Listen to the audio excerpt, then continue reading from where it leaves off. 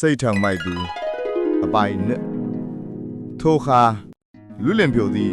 ရှေးသူဟောင်းတို့စကားကိုပြန်ကြားသည်မှာတော့ရှေးခါတုန်းက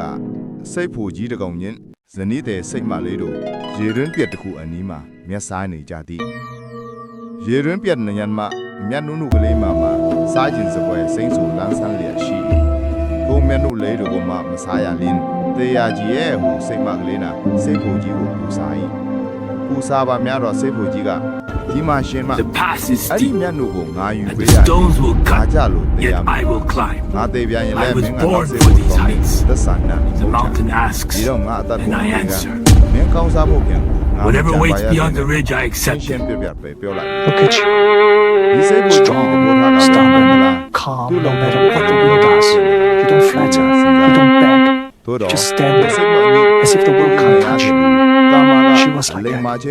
my mate, and I couldn't. ဆန့်ချေကံပြန်၏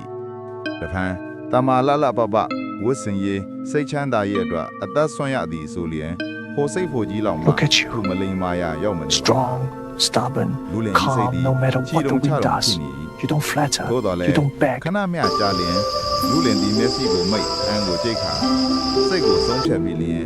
ဝေပန်းကင်စီယိုကိုအသာကြောနေ၏အတွင်းသို့ဝင်လိုက်၏အပိုင်းဆက်ရှိပါသေးတယ်